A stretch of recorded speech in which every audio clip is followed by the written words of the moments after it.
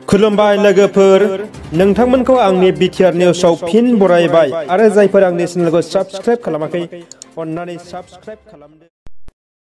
बिटिसिनि चिफ प्रमद बर'आ क'क्राझार जिल्लानि सिङाव थानाय तितागुरियाव मोनसे हस्टेल खुलिदों। बे हस्टेलनि मुङानो जाबाय कास्तुरबा गान्धी बिद्यालय। बेखौ हिनजावसाफोरनि थाखाय मोनसे हस्टेल बानायदोंमोन। बेखौ दाखालि गेवलां मेल खालामनानै होयो। दाख्लै थांनाय समबारखालि गेवलां मेल खालामनानै बे स्कुलखौ खुलिनानै होयो आरो बेवहाय हिनजावसाफोरनि स्कुलाव थानानै फरायनो हानायनि सुबिदा दङ। बिटिसिनि चिफ प्रमद बर' सारआ भुटाननिफ्राय कमला लाबोनानै खस्थ'यै फानफैनायखौ नुनानै बयनोबो कमला फानग्राफोरनो साथा गंफा गंफा राननानै होदों।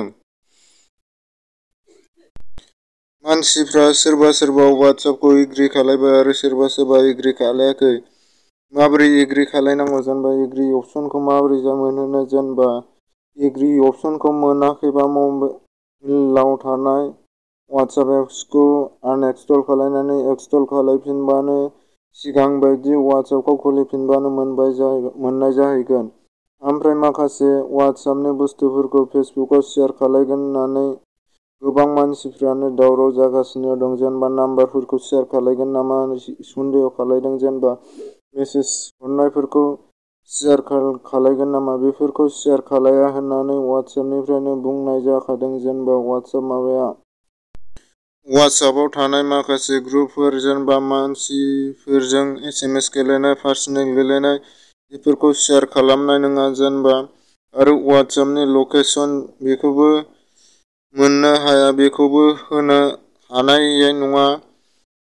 ओंखायनो सोरबा सोरबा मानसिफ्रा नोगोद गिदों। जेनेबा वाट्सएपनि मानसिफोरजों SMS गेलेनायखौ फेसबुकआव शेयार खालायगोन नामा होननानै गिदों। बेखौनो जेनेबा गिनांगौ जेबो दरखार गैया।